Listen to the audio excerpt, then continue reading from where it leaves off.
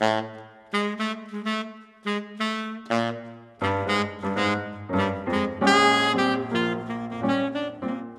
Bob, I'm so happy to have you on the Everything Saxophone Podcast.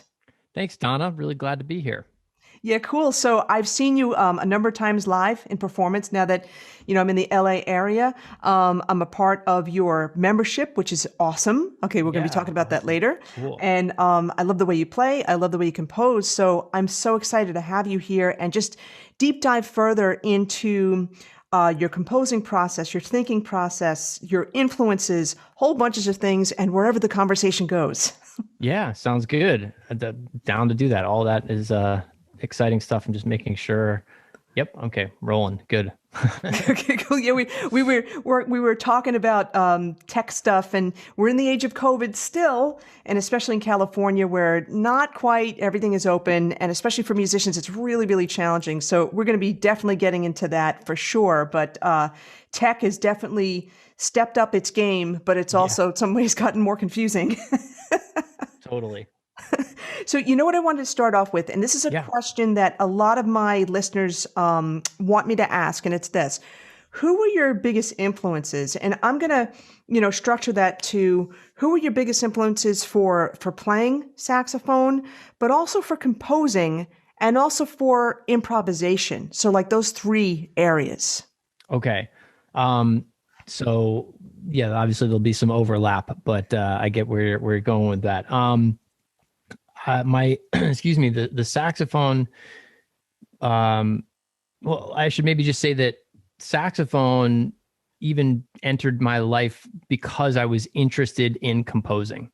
So that's the sort of order of events. Was I was flailing around at my grandfather's piano when I was, 10, 11 years old, trying to come up with stuff that, I just wanted to write. I never took piano lessons, but I wanted to write. This is a sub story, but I thought at that time I was headed for my path was going to be a film director, and I was trying to learn like every in and out of that, and I wanted to learn to write my own music for these little short home movies I was producing. Wow. And so I spent a lot of time just sitting at the piano. And again, I didn't take piano lessons. I wasn't interested in actually playing the piano, but I was interested in composing. And that led me to when junior high came around, back at that time, there was like three choices. You could take home economics, and wood shop and band. And so since I was trying to learn music and, or write music rather, I took band. And so the instrument was, I never had some sort of plan to play the saxophone or anything. It was just sort of, hey, try a trumpet mouthpiece, try a flute head joint, try all these things. The band director would come around, and by process of elimination, I felt more comfortable on the woodwinds than the brass. And then further than that, I was like, well, maybe the clarinet. And it anyway, eventually just wound up, and my mom and I have different versions of this story, but at the end of the day, a friend and neighbor whose daughter had once played the alto saxophone, that neighbor gave me her daughter's old alto saxophone, which was sitting in an attic. And so I ended up with a saxophone, and my first instinct was to try to like play it as fast as possible so that I could get back to what I really wanted to do, which was compose music. Even though I had no idea like how you compose music, it was all by ear and feel and such.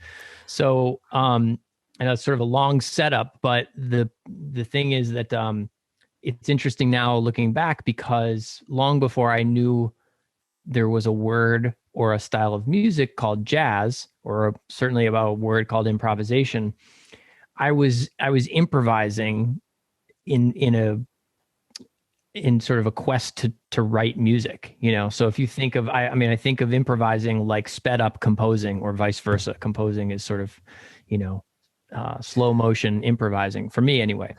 Okay, it's a great to some analogy. degree. So I had a lot of influences. A lot of them were coming from film composers, film music early on. Those are my earliest sort of, definitely my earliest influences from as a composer. It's that word even, it's hard for me to put that hat on. I don't feel like I've earned that moniker, but I do write some music, so I get it. We have to use something. But so then I started playing the saxophone, and yeah, I mean, my influences were sort of, it was very, just whatever was on the radio at the time. At that time, it was Kenny G. And like, then I started playing the saxophone, and people were like, that was when Bill Clinton was first running for office, and he was playing on the Arsenio Hall show, and everybody's like, that was sort of the time. I'm obviously dating myself, but that was when I was getting started. And so it was very much sort of a lot of contemporary, the Arsenio Hall show, he used to have all these people sit in with him, like Dave Koz and George Howard and Richard Elliott. It was all these smooth jazz saxophone players. That was just my introduction to people performing on a saxophone. And what really stuck with me more than like the sound or the style or the way they were playing was just that I was playing the same instrument as they were.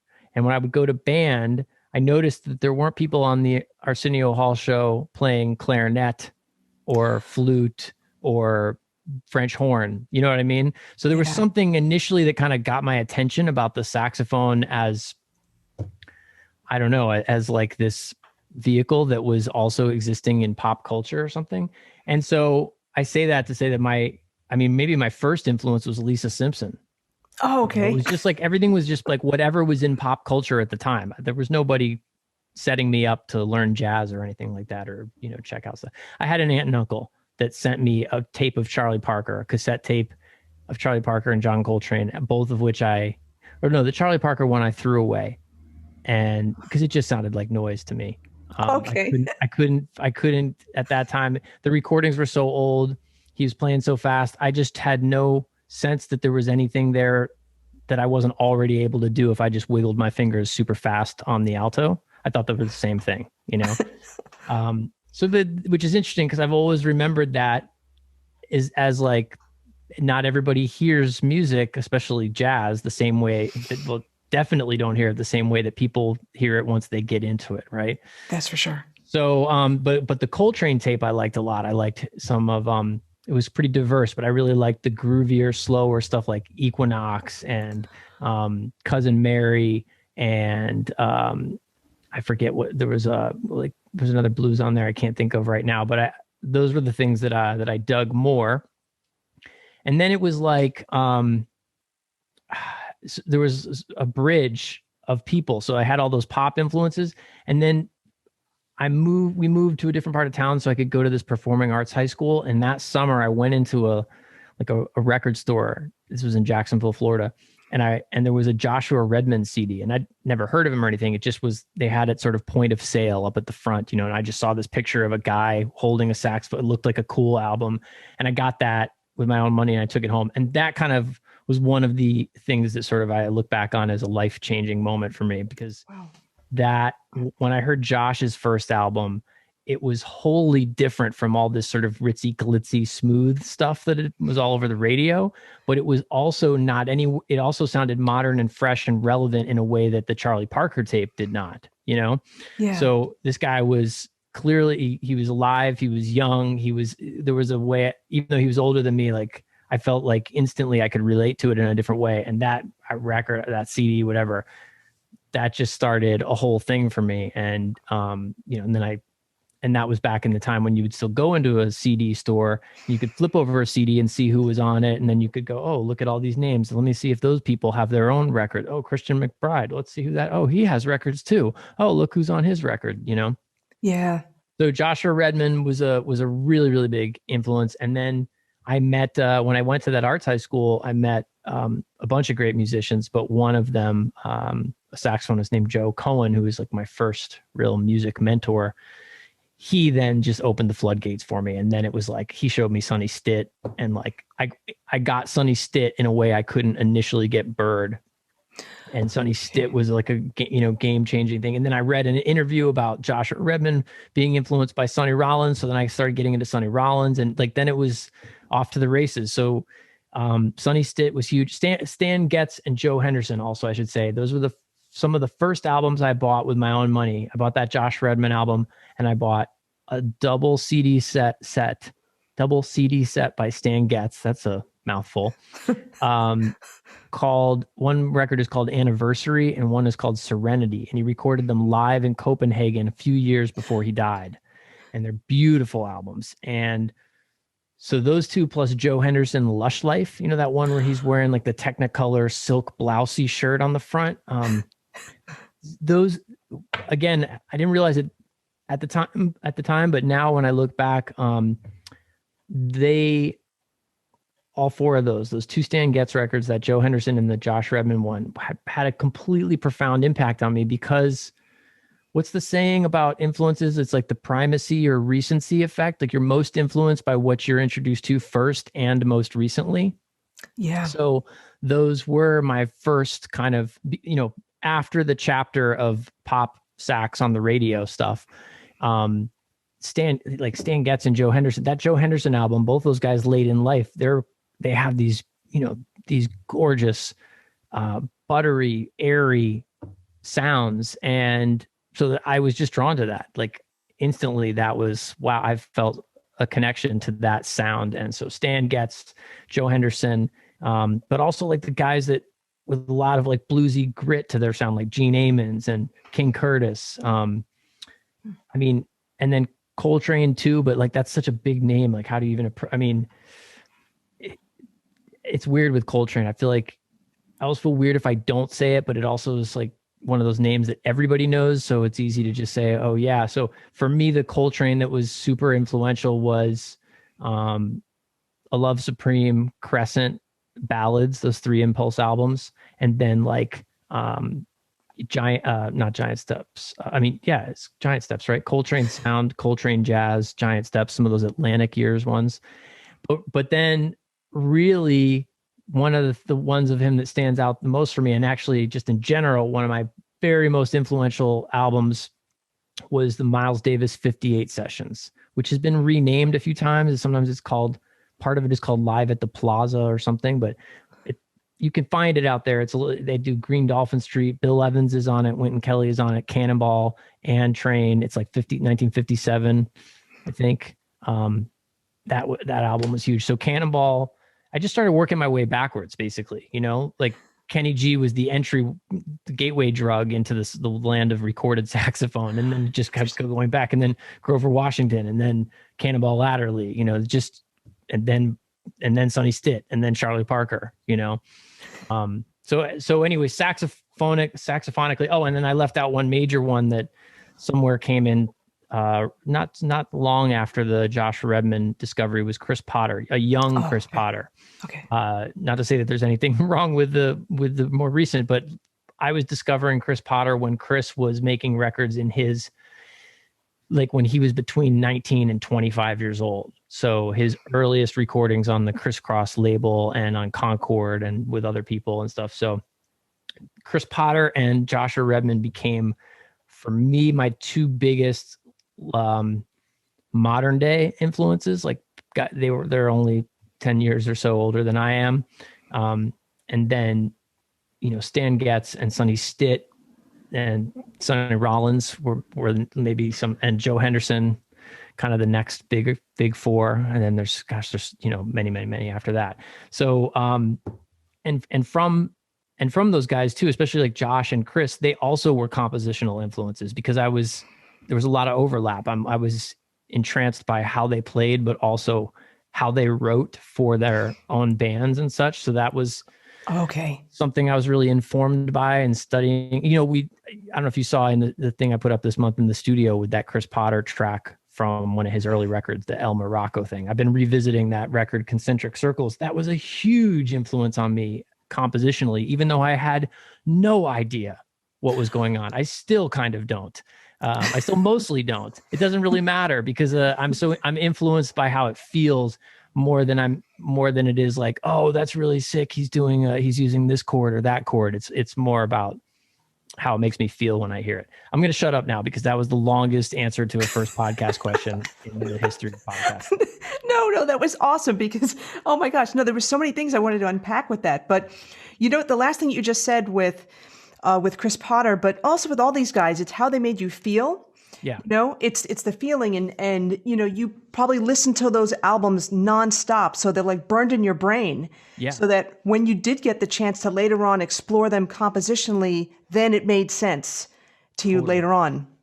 Totally. I mean, that Concentric Circles record, I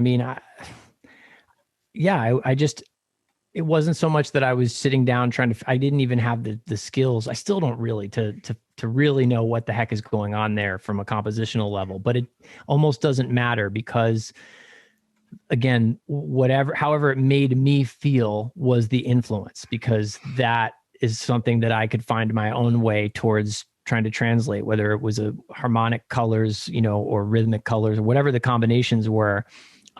That's what gave me, my own ideas. I want to digress for 1 second, and I know I want to get with some of the other influences, but and I know they're intertwined, but how it made you feel. Often people say to me, I hate jazz. Why do I have to learn it? Or I just want to play rock or blues, or I just want to play church music, or even classical music, or whatever. Mm-hmm. Why do I have to learn jazz? And, I think in a sense, you're kind of answering that a little bit, where you said how that music made you feel. And that's what got you more interested in not only jazz, whatever, but saxophone, playing and stuff. So could you, it's a twofold question in a sense. How do you, address someone saying to you, I don't really like jazz. Why do I have to learn it? And, go a little deeper into like your initial influences, even, the Richard Elliott's, even the Kenny G's, even the Dave Causes, how that made you feel, at that time to make you start exploring more. Yeah. Well, at the end of the day, we're talking about music. It's all about sound and how those sounds make you feel. Like, I don't want to listen to anything that feels like it's a chore. So I definitely would not ever raise my hand to answer yes to the question, do you like all jazz? Because the answer is no, I don't. In fact, I'd say that probably most music that would identify itself as jazz, most of it I would not like. I don't know how exactly to put a percentage on that, but I would maybe say like 80 to 90%. Wow. I don't really know. I don't know that I can say that I like jazz. I like certain artists, certain people, and certain groups of people playing together. And some of those people, the music that they're playing, we got to call it jazz because that's what it is, but it's not the fact that it's jazz that makes me like it or love it. So, maybe another way to approach that is to say, and to some degree, jazz with quotations and a capital J kind of can be so trampled on and so ruined in so many ways that it just, what am I trying to say here? Like when I lived in New York, and I lived in New York after college for 10 years, and, I played there, they called them club dates, like wedding band type gigs and such, and cocktail hours and things of that nature. You had the cocktail hour it was like a duet with a guitar player or a trio with a guitar and bass. It was always jazz. That was just like, that's what they do at the cocktail hour. So you think of all these people who are at a cocktail hour at a wedding, and they're hearing this background music, and they're told there's a jazz trio playing the cocktail hour. And these people, and again, this is a super broad brush I'm painting with here, but I also speak from a lot of personal experience in these situations. And the person is showing up. He's the guitar player on the gig for the whole night. So he might be a really great rock guitar player, and he's in this wedding band, but he has no business playing anything remotely close to jazz. And yet he's the guitar player in the rock band. So they're not going to hire a separate guitar player to play their jazz set at the front, right? So this guy's going to walk in with a music stand and a fake book that's too heavy for his wire music stand, and the pages are all falling out, and he's barely got his tuxedo on. He's trying to plug in the amp in this crappy little sound thing, and it's just like, it couldn't be a worse situation to play some music that allows you to reach some of the greatest depths you can reach in a performance space as a human. And so it was so depressing and like soul crushing for me to do these things, because I'm using sort of a generic guitar player here, but I can tell you there's making this avatar up out of personal experience, of multiple people. So like there I am, like I care about this stuff so deeply, and I'm happy to have a gig that, I can make a little bit of money on the weekend playing music, but we do not share the same worldview on what this is at all. Like the tunes we're going to play, I'm going to be playing them from memory, and he's looking at a fake book, and he's a rock guitar player. And it's just, I guess where I'm going with this is that all those people at that cocktail hour are going to hear what happens there. And to them, on some subconscious level, that was jazz. Yeah. Does that make sense? Yeah. Yeah. And it wasn't jazz. It was just terrible music for the most part, or at least, some large percent. Or there's a bass player or a drummer and they are sad and they can't, there's no time. And it's not only is it not swinging, it's like, it's dragging like crazy. I mean, it's just awful. It was awful. And I did so much of that. I would have to like quit those bands and those gigs sometimes because I'd rather work a day job that had nothing to do with music than play music that terribly, in those situations. So I guess what I'm just trying to say is that I completely empathize with anybody who says they don't like jazz, because they're right to say that unless they've been around, fortunate to be raised by or raised around people that can hip them to the good stuff. The fact of the matter is the majority of what you hear out in the world that is called jazz is either really bad or it's not jazz at all. Like think of any giant jazz festival and think of the headliners. Oh, right. Yeah. Yeah. Right. I mean, they tend to be vocalists or, popular bands from 2 decades ago or something, they're going to be something. Anita Baker is amazing. She's not jazz. She's an amazing singer, but she's not jazz. How many jazz festivals has Anita Baker headlined?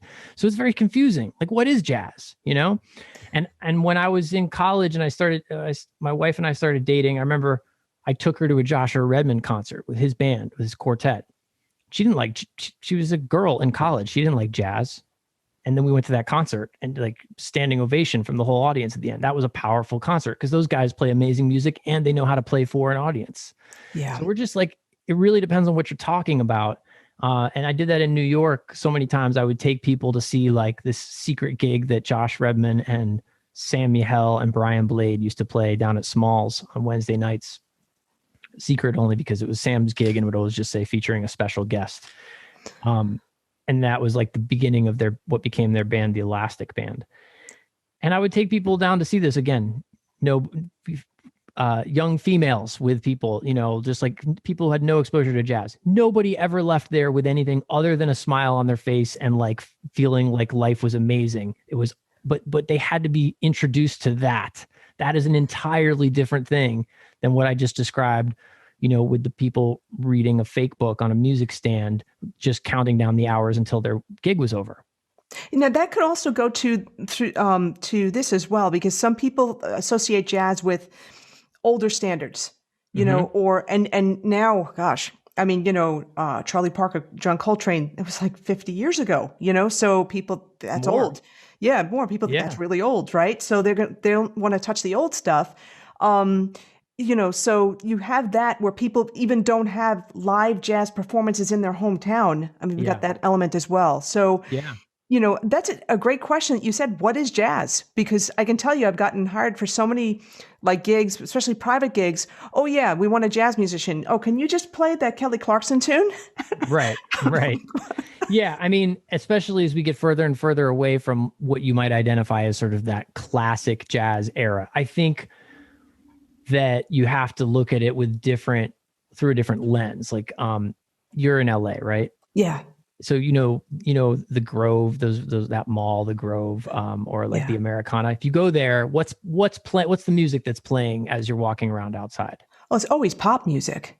Well, I don't know. I mean, I guess it depends, but I tend to hear it's always like Sinatra or Michael Bublé kind of vibe, okay. Like, that kind of stuff. Like they're trying to set a tone, with the music that's being played there, So the crooners, if somebody's is hiring you to play in a function or kind of like that, and they're saying jazz, it's almost like, well, what do you mean by that? Like, do you actually mean this? Oh yeah. So you mean like Tony Bennett, Frank Sinatra, crooners, that kind of stuff. Like, okay, we just need to make sure we're speaking the same language here. Or, oh, do you mean something else? I don't mean to get off on a complete tangent about this, but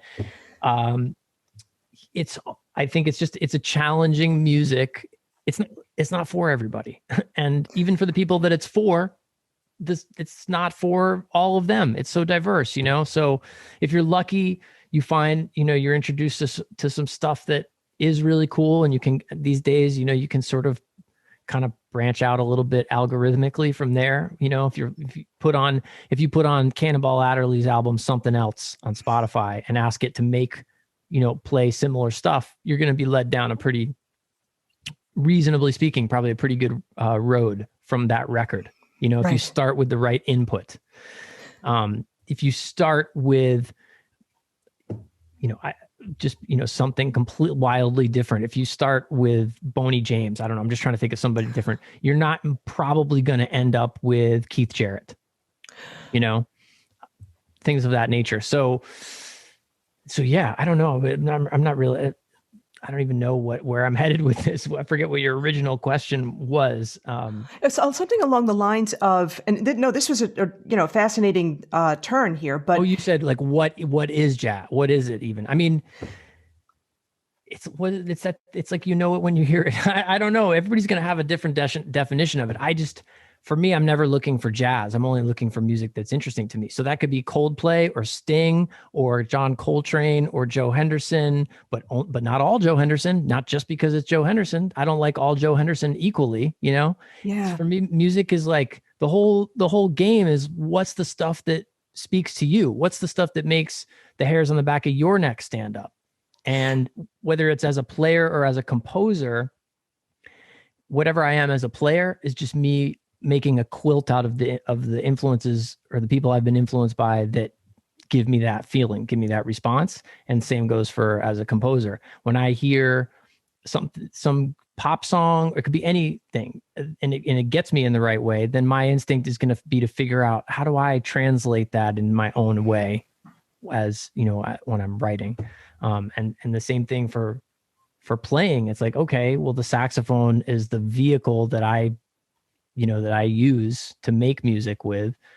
I don't actually really care about the saxophone. It's just that's the tool that I use. So, I mean, I want that tool to be, you know, like well-oiled and sharp and ready, not sharp, but you know what I mean? You know, I want to I'll do whatever I need to do to make sure that tool is ready for me to use in all the ways that I would want to be able to use it. But I don't care about the saxophone. Well, let me ask you this question. You know, for that person that wants to improvise, but they don't, it's so unusual to me. They want to improvise, but they don't want to study jazz. Yet if you study jazz, you know, jazz improvisation, you know, you will improvise, and then you could improvise in various styles. I mean, that's my feeling. But what are your thoughts on someone who has that kind of, you know, has that feeling or something? Yeah, I have pretty strong opinions about this. That is analogous to just basically letting a kid raise itself without ever talking to it, or letting the kid hear other people talk. I think you're going to end up with that kid's going to end up like that Jodie Foster movie, Nell, you know, who's like, you know, grew up without people around in the, you know, you're not going to be able to communicate very well. You're not speaking the same language, because there is a language and there's a way that language sounds, you know, depending on dialect and actually what language you're speaking, you know. So I'm going to botch this, but somebody said this once to me, and I think it's hilarious. It's like, to that question, like, well, I want to improvise. I want to do my own thing. I want to make my own way. I'm going to be original. You know, I don't want to copy what other people have done or study that. That's like going to Italy and being like, well, I'm not going to learn Italian. I'm just going to speak how I feel like Italian should be, you know, and you just start speaking gibberish. Good luck, you know, good luck with that. And see how long that works for you in Italy. Just making up sounds that you think sound like Italian, you know, sorry, but that's not how it goes. You know, there's a language. You have to learn the language. You have to learn how people speak it. All sorts of different people speak it in different ways. And the more you study that, the more you learn it by ear, by really digesting it and copying it by ear. That's what gives you the tools to make your own choices with. So the irony of anybody who says they don't want to copy what's gone before them because they just want to be original, I mean, that's just the biggest load of BS there possibly could be. It's just, I don't even need to hear that person play to know it's not going to be good. Yeah, because there's no foundation. Like, I'm sure you remember when you're first starting to learn music theory and whatnot, you have to write Bach chorales, right? And you have to follow all the rules and no parallel octaves, no parallel fifths and all that kind of thing. But you learn the rules so you could break them. You learn the foundation so you could break it. Or you learn, like back to what I was saying at the beginning when I was noodling around at the piano and I was just searching for stuff, and it was so I would get frustrated. I would find 2 or 3 things that I liked, but I had no vocabulary for what to do next. I didn't have any tools compositionally, or, very limited, like super limited. It was all by ear. And so I had, everything I came up with was some variation of basically things played on all the white keys. You know what I mean? I had no understanding of what the heck was there. Maybe sometimes I would land on a note that I thought that sounds cool, but I have no way to ever have no way to find my way back to that because I don't know why it sounds cool. So theory and harmony, like, they don't make music. They're just ways of talking about why certain things sound good and others don't.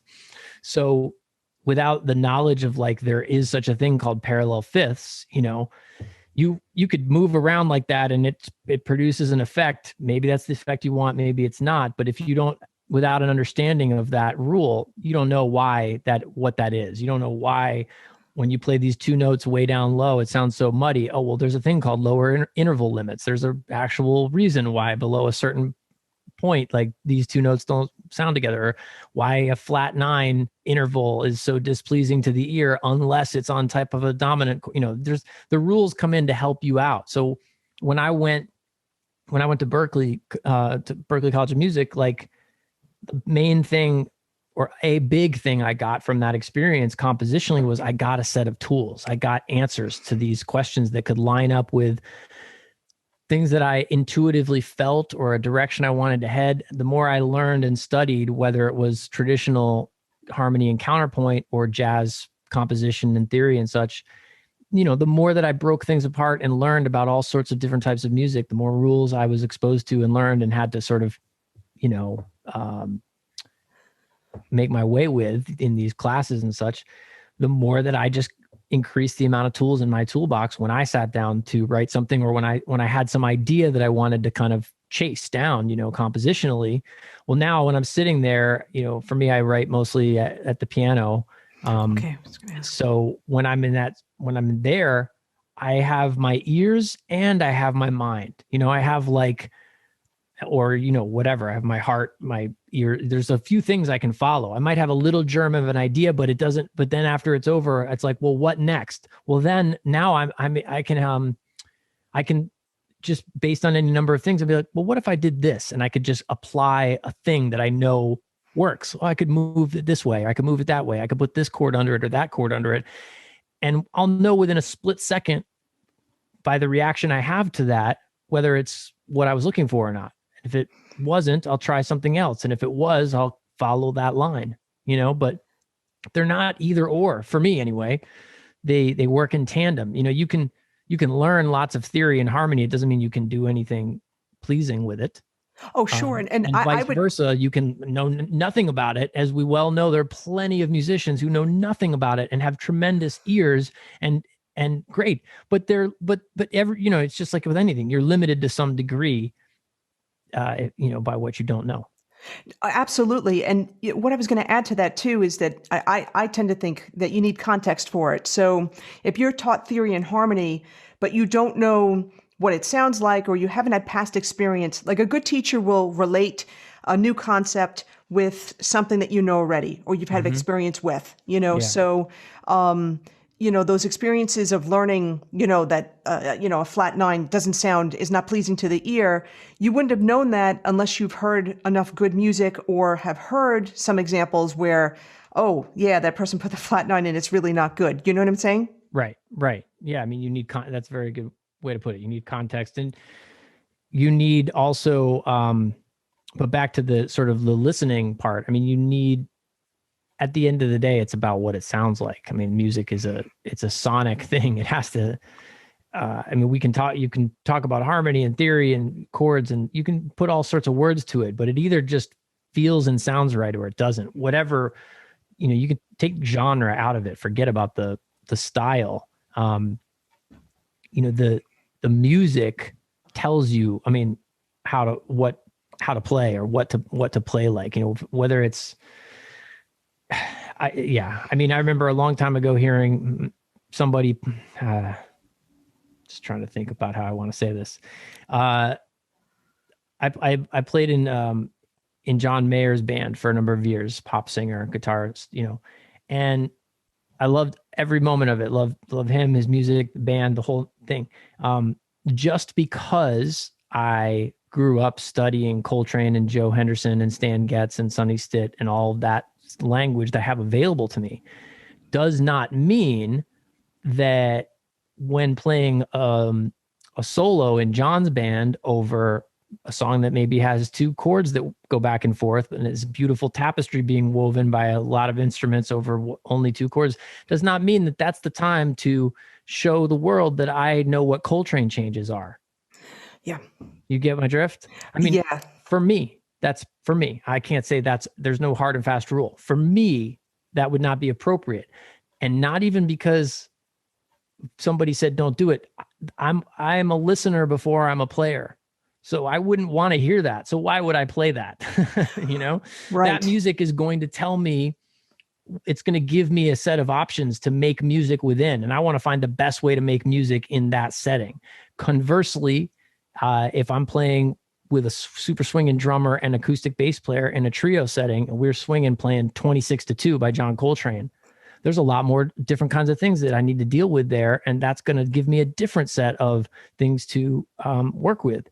And I always want to be, I don't always live up to it, but my goal always is to be the player that's ready to make music in both of those contexts, the 1 to the 4 chord in a pop band and however many crazy chords are in 26-2 and whatever that the challenge that requires to find music, to be able to weave musical lines in such a complicated environment, harmonically, rhythmically, and not be like, oh, well, I just do this. If it's these 2 chords, I'm cool. You know what I mean? So that's kind of like that's always been my MO as a player, is to just, I want to be able to have whatever arrows in my quiver I need for that moment. And then most of the time choose not to use them.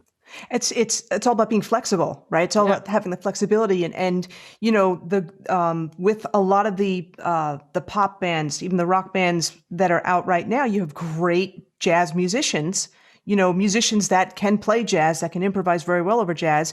They're the main soloists, right. Just in the band, so many people who have that training.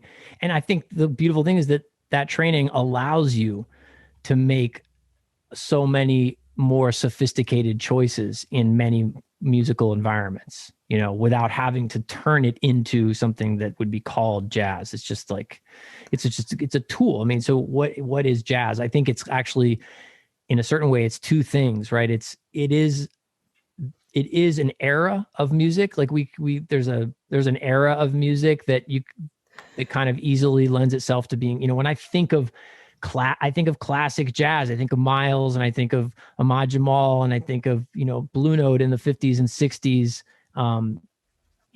That's kind of an era, but then also it's just a tool. It's a way of speaking music. Jazz is can be anyway. It's a way of dealing with music improvisationally.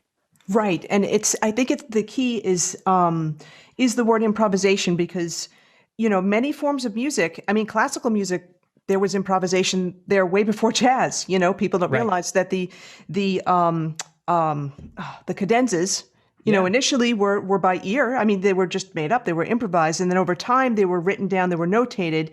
Yeah. People tended to think that cadenzas, they're all written out. No, they weren't. I especially look back to Wynton Marsalis. I also play trumpet. So Wynton Marsalis, he played when he did his classical album, he played the Haydn Trumpet Concerto. So he created his own cadenza. And of course, he's a great jazz instrumentalist too. So he improvised it at first. And then, obviously you had to codify it by writing it down or whatever. But I think it's the approach to improvised music, that brings everything together. Absolutely. I mean, when I think about being in junior high band, before I knew anything about, like I said, jazz or jazz musicians or anything, I just knew that my earliest instinct was to never play the same thing exactly the same way twice. I had a real hard time in concert band I was playing alto sax, and I couldn't read music hardly at all. So I was just an ear player.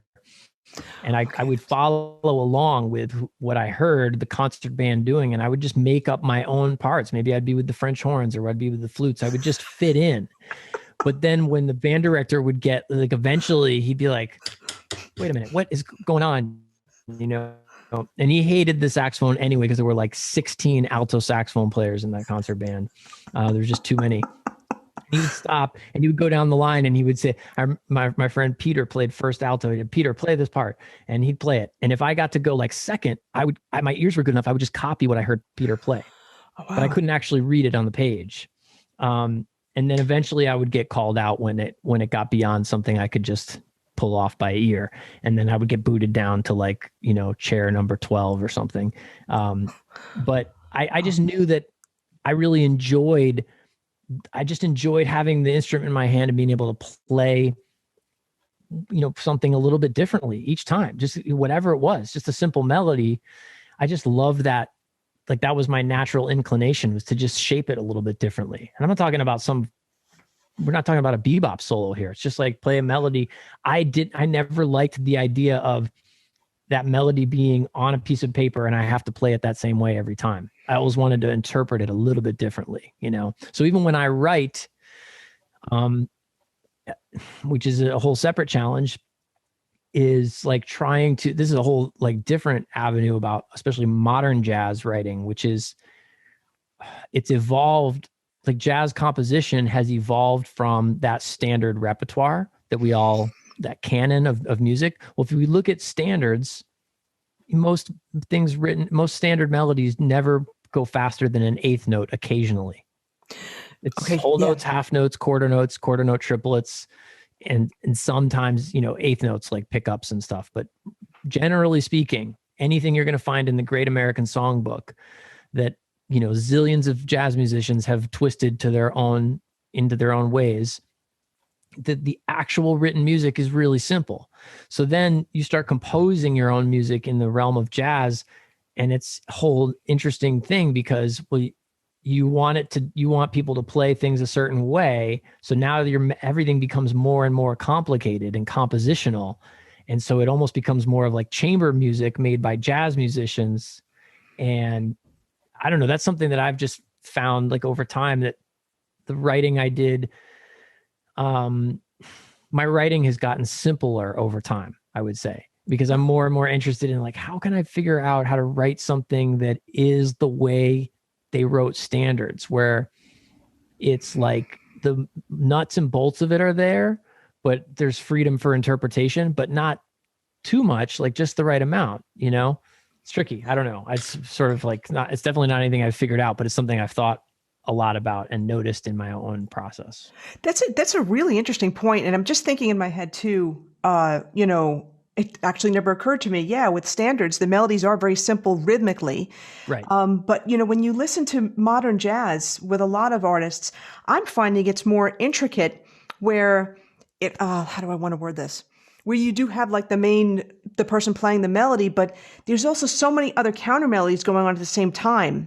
Yeah. You know, yeah. as opposed to like written bass parts, or, you know, like, yeah. Like lines. That's kind of what I was saying, almost, yeah, lines, or lots of things. And because, like, I remember a time when this was in New York before I recorded what ended up being my first album.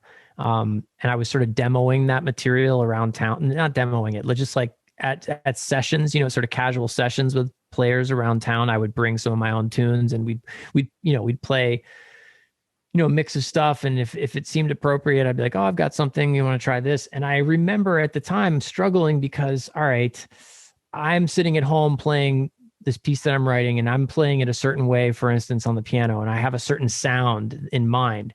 And then I would write the chord like D minor, and I'd take it to this session, and the bass player would walk it one way and the piano player would comp it his way. And it didn't resonate with the way that I wanted it to be as the composer. And it was like a really challenging thing. And then one time I was at the 55 bar down in the Village, and I was seeing great alto saxophone player named Dave Binney, used to lead bands there regularly. oftentimes with some of just the most, incredible, like Brian Blade and Chris Potter and Adam Rogers and these superhero bands. And at the 55 bar, it's really small. It's like an underground speakeasy vibe. And the bathroom is in the back behind the band. So you have to pass the band to go to the bathroom, to go to the restroom.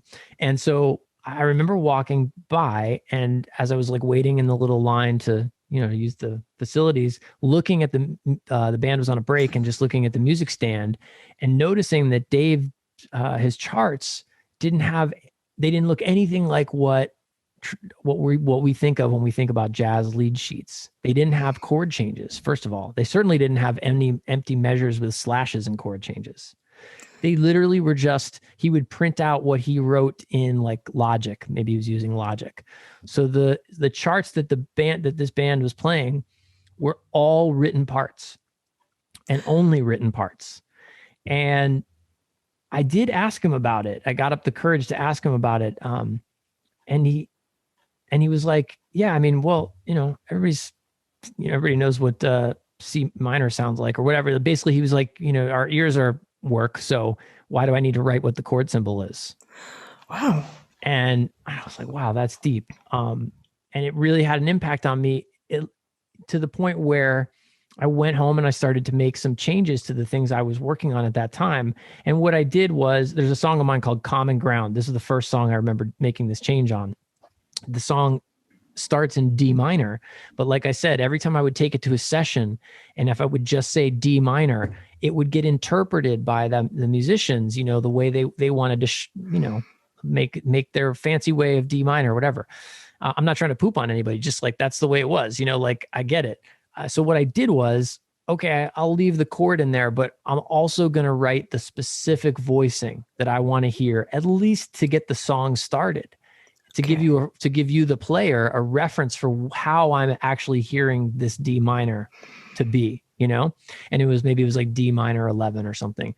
But what I noticed was it made a very big difference whether I don't have my I don't think can you hear that? I can hear that, yeah. So like if I just played like jazz D minor, like a D minor 7, as if I was doing a 2-5.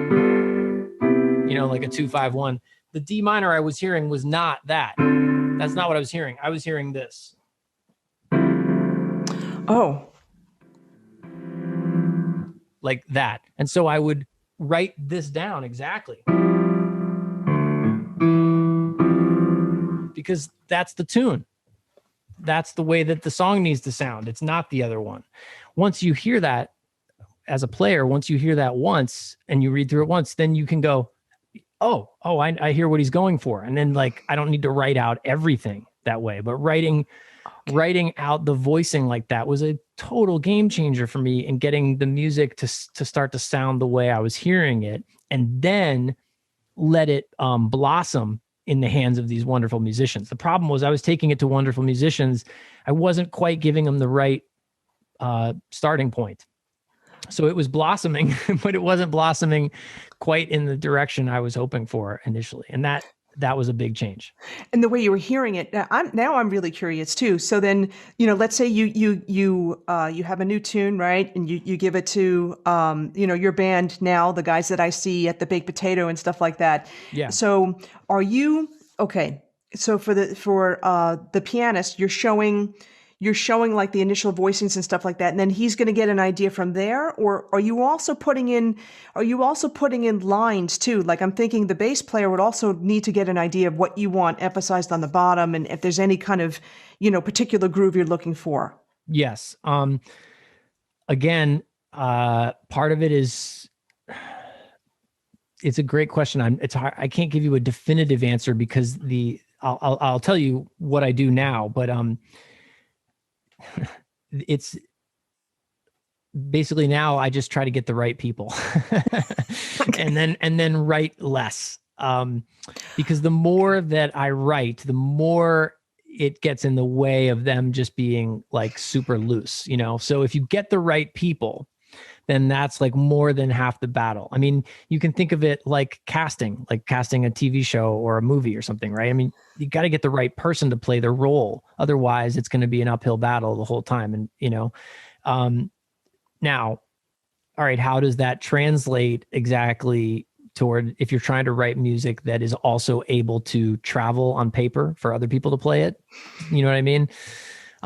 So I kind of tend to look at it a little bit differently. Like, what is this for? If this is something I am going to be taking to the people you just mentioned, like the band that I get to play with when, touring or at the Baked Potato or whatever, when I take it to those guys, hopefully it's more than a sketch, but not much more. It's pretty minimal. And with with basically a couple of measures, a tempo marking, and perhaps a little bit of verbal discussion, or one false start or something, we can do it.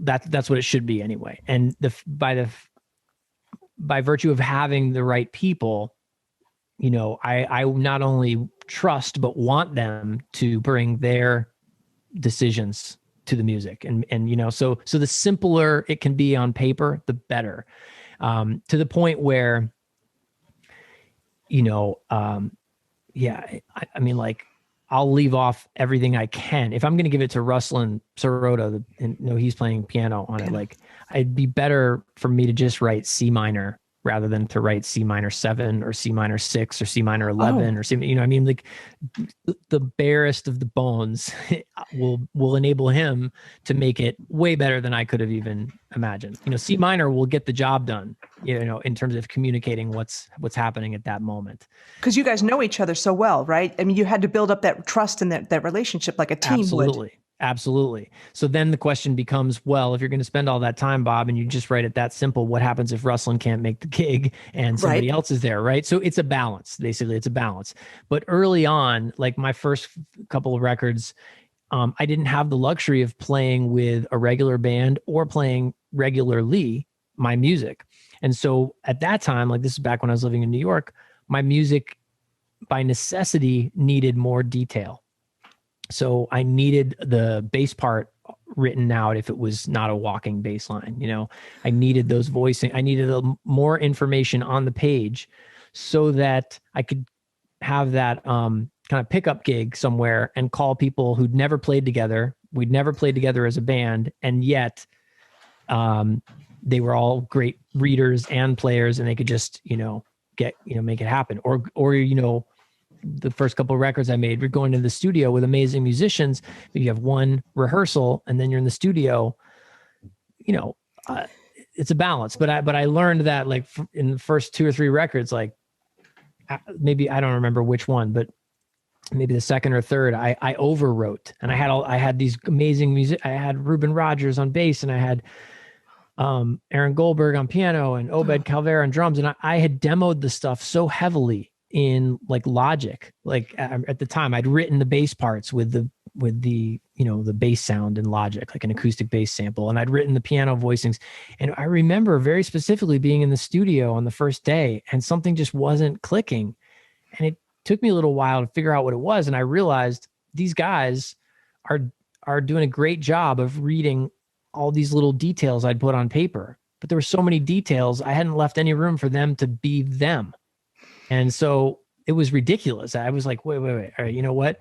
Ruben, stop reading the bass line that I wrote. Just, do your thing. It'll be better. So it's always a balance, and it's always a learning experience. Writing is so tricky that way. For me, it's tricky to try to figure out how do you communicate, what's the best way and most sort of efficient and economical way to get just the right amount of information on paper so that the people you're playing with can get the message and then get off the paper. And what's also interesting too, as a horn player, right? And not as a rhythm section player. Rhythm section players are taught I think more of them have more ear training and are taught more by ear, and they're allowed to be more creative. Where a lot of us are so used to reading off of a paper, you know what I mean? And we're used to single lines as opposed to thinking, how is this person comping? Or how is the rhythm section able to do what they're able to do? Do you know what I'm saying? And I think that adds to the complexity of it. Totally. And, to that point, one of the biggest things that I would suggest to anybody, and I would suggest it even more to myself, and it's something that if I could go back in time, I would do more of, would be to play more, to spend more time. Like if you're a saxophone player, spend more time playing piano or guitar or drums or bass, learn and play rhythm section instruments. That will do more for your saxophone playing, potentially than more time spent playing saxophone. I mean, there's the craft of playing the horn, which is its own demanding thing. But when we're just talking about music, like just imagine, to anybody listening to this who's a saxophone player, probably a few of you, think of something that you play on the saxophone. Just think of like a little riff, something that's comfortable under your fingers, that you know where it is. You could do it in your sleep. You know what it sounds like. You know what it feels like. Donna, have you got something? You don't have to tell me, but can you think of something like what I'm talking about? Like a little definitely. thing, right? You know what it feels like and where it lives on your horn, right? Well, just imagine that piano players have that. I'll go back to my dorky sound here, but like, so if you're a piano player and you know what, and I'm no piano player, but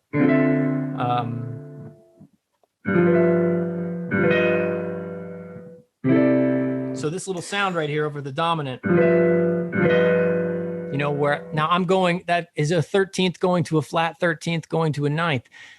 But to talk about it and to say that in sort of theory speak is an entirely different thing than it is to feel it on the piano while hearing what it sounds like, right? So the advantage that a piano player has over us saxophone players is more reps doing that, more times, repetitions, hearing, feeling and seeing and knowing so there's a feel, like you begin to recognize the sound of a flat 13, whereas a saxophone player thinking one note at a time, often like it's an abstract concept. And so we tend to not be as good at recognizing and relating to what's going on in the rhythm section because we don't have the same comfort level with that tapestry. Does that make sense? Oh gosh, absolutely. That's exactly what my question was about. And it goes, this is kind of going full circle to when you first started banging around the piano and trying to compose. And I've been waiting to ask this question in terms of, okay, when you did finally start to compose, I mean, like let's say you're in junior high, you're playing saxophone, then you started to get more interested in it. You were playing by ear. That's awesome. When you went to the high school for the performing arts though, was that, when you did your first compositions, were they on the piano? Were they on the saxophone? Like what was your tool, for composing? My first tool was, I don't remember I think it was a Yamaha keyboard of some sort that my grandfather had given me. So it was one of those, the keys weren't that big, but it had a very big, like top section above the keys, lots of sort of hilarious little, patches and sounds and drum beats and the cheese. Yeah. All that kind of stuff. Lots and lots of that. And I'd figured out every way you could sort of optimize like the like each channel maybe had, if you were on, they had banks, they had like 5 banks. So in bank 1, you could have an intro, a chorus, a verse, or intro, a verse, a chorus. You could have like these different song parts all in bank 1. And then you could have bank 2, the same thing. I literally figured out how to like map these things together to get the most sort of onboard recording space out of, these things. And I would just string them together. But that was it. I won't say I never wrote at the saxophone, but I almost could say that because I can't think of anything that I actually have written at the saxophone. I'm sure there's something, but I've got, I don't know, 10, 11 records out with mostly original material, definitely over 50 or 60 songs. I can't think of any one of them off the top of my head that originated on the saxophone. Wow. So not even like, so for some people, they hear they feel a rhythm and they go from there. Some people feel chord progression. Some people hear a melody. So even with that, whatever I'm going to ask actually what you hear first, but you don't start that on the saxophone. You're on the piano right away. Yeah. So if you, Yes and no. I mean, yes, I don't start it on the saxophone. The saxophone is always the last thing I get to in the writing process. It's my last consideration. A couple interesting and I think cool things about that, sort of unexpected benefits. One have been that my writing has improved my saxophone playing, in that oftentimes what I'll hear either just vocally or like at a piano intervallically and such, it's things I wouldn't have necessarily done if I had started on the saxophone. Okay. Yeah. So then the process of like transferring what I might do on the piano or keyboard to the saxophone has been good for my saxophone playing and my ears.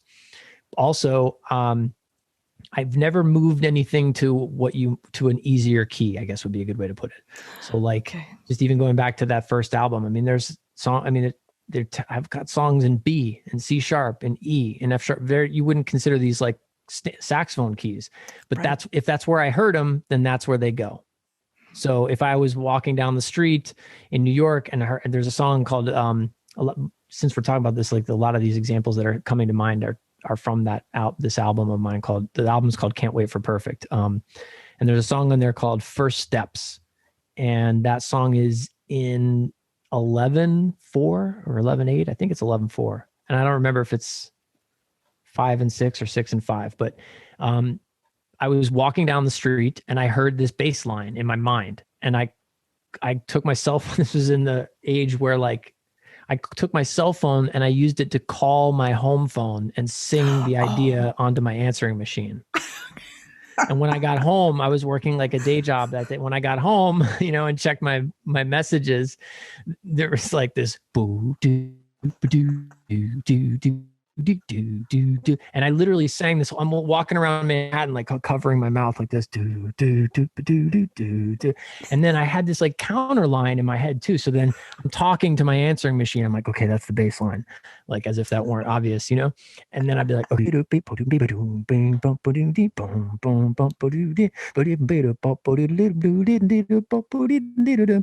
like the pitches are definitely not accurate, but I could get the message across to myself. And then from there, I would take that mosh to the keyboard and figure it out, So in that case, like that's an example of having a bass line first, and the bass line inspires the melody almost being a counter line to the bass line. So like the bass line almost is the first melody. That's just one example, for instance. And then in other examples, it's the chords. It's like if I find two chords, I think I've heard Pat Metheny say this somewhere once. I'll give him the credit for it, even if he didn't say it, because it sounds like something he would have said. But that, when you play a chord, it's just a chord.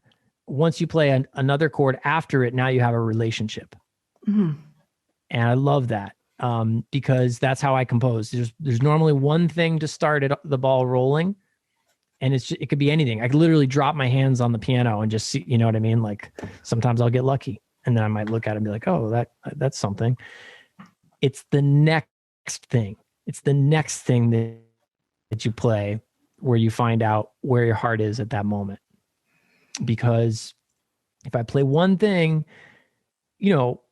I can use my mind to come up with a set of options for the next thing. Oh, well, given that I'm doing this, what if I tried that? And I can try that. I'll know, like I said before, I'll know right away, nope, not what I'm looking for. Let me try something else. Nope, that wasn't it either. Let me try this third thing. Ooh, that's interesting. Once I get to, ooh, that's interesting, now something's happening.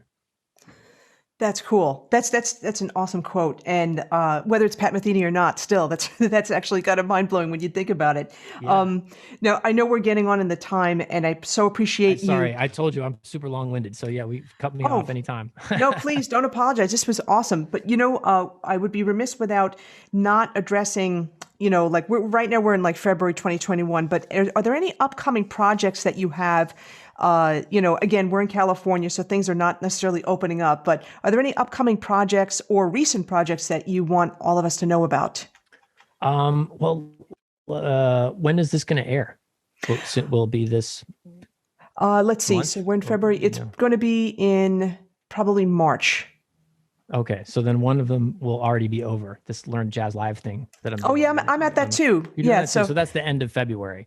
yeah. But the only I'm not doing any touring for a little while. Supposedly, there's a tour coming that's on the books in Europe in October and November. I'm not holding my breath, but we'll see.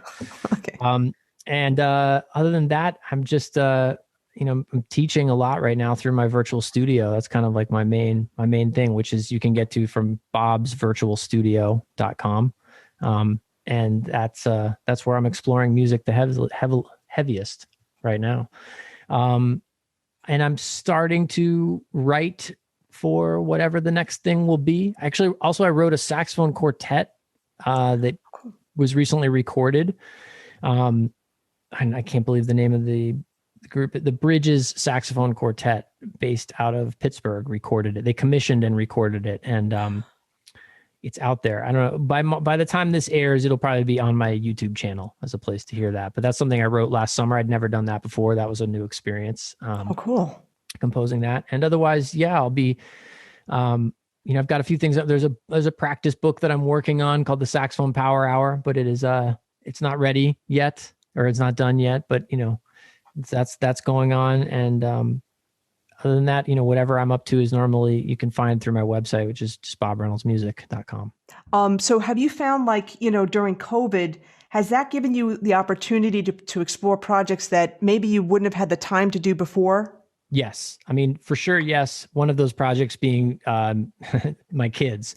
Not, I'm joking, but being off the road I have young kids. So the main sort of biggest blessing of all this for me is just being home during this time with them. And so there's a lot of exploring going on there. That's really fun. But yeah, definitely some other things that I didn't have time for before.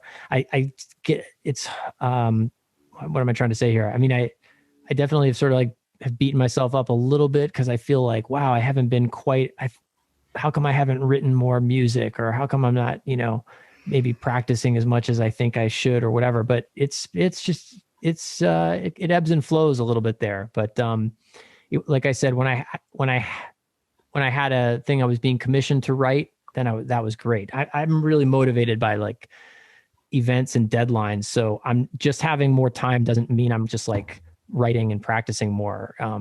I'm able to get to a lot more of the things from the teaching side that I hadn't been able to for, which is cool. But trying to balance all of the create, being as creative as I want to be with the time. Some of it is just kind of going, oh, well, now's the time to do different things. And that's cool too, because this won't last forever, so make That's the most for of sure. the time in the ways that you can, so that when it comes back to whatever we get to after this, you don't go, gee, I wish I had done, X, Y, and Z during that time. Definitely. And I'm going to bring this really full circle to where we were talking before we started about tech and stuff, but people always want to know, like, what's it doesn't have to be tech related, but what's one resource that you can't live without, but it's under $100? Ooh. Yeah. And does it have to be music related, or it could be any? It doesn't have to be music. Let's make it music related. Yeah. Okay. A tech device say that again, under $100. And what did you set it up with? It doesn't have to be tech. I can't live without. Yeah, something you can't live without. Something that's music related, or it doesn't have to. When I say music related, like it could be a book that you read that you're relating to teaching. You know what I mean? It could be something that you would relate to music, whether it's teaching, performing, writing, that kind of thing. I would say, actually, I'm going to go with an app. I don't know about can't live without, but I love this little app, and I've used it now for years, and it basically replaces a function I used to have in a more analog way. And so the app is, it's called the Amazing Slowdowner. Oh yeah, it's just like a looping thing. And ironically, I sort of have, at least with my community, people know I tend to, when I talk about copying music by ear, transcribing whatever, I recommend doing it in real time at real speed, not slowing it down. So it's a little bit ironic that the app I'm recommending here is called the Amazing Slowdowner. Yeah. But the reason it's amazing to me, and look, I'm not going to talk about whether you should or shouldn't do that. Like, I've used it to slow things down too. It works great for that. But the best thing about it is you can loop, you can link it into Spotify, and you can make a playlist in Spotify and then get to that playlist from the Amazing Slowdowner. So that's what I use to transcribe, whether it's learning. That's how I learned all the Snarky Puppy music. And that's also how I refresh all the Snarky Puppy music before we go on tour.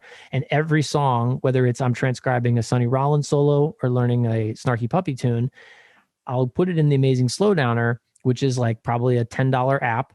And you can save, little sections. So I'll make these,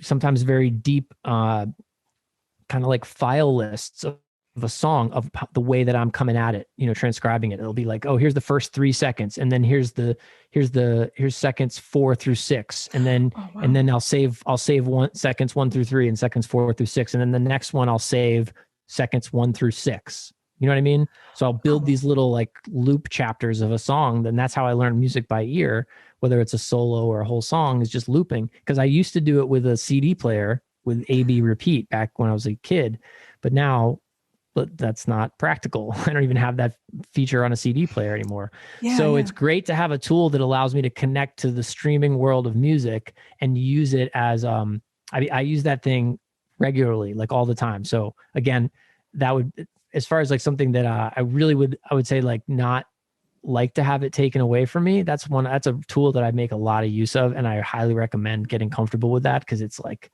you could just save all your work. So I can go back to something I worked on years ago and it's saved in there, and I can pull up all these different sections. And that allows me to just, without having to go in there with my, finger and try to scan back and scan forward or whatever. I just set the loop and I just play like over and over and over. Cause that's, for me, repetition is a big part of how I learn. That's interesting. And do you use that on your, that would be really hard to use on a phone, I would think. So you use that I use it on my phone. I use it on my phone and my iPad. It's the same app, and I have it on both. And I love it on the phone. I actually do have it on my phone. Wow. It's right on it's actually on my, like homepage. And so. Oh, cool. So look.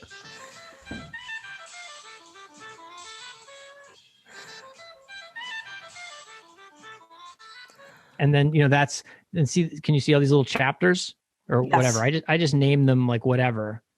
Got it. Okay. You know what I mean? And then I don't even know what that was, but I might. So the first section might be this. I don't know where the thing went. Here, try this.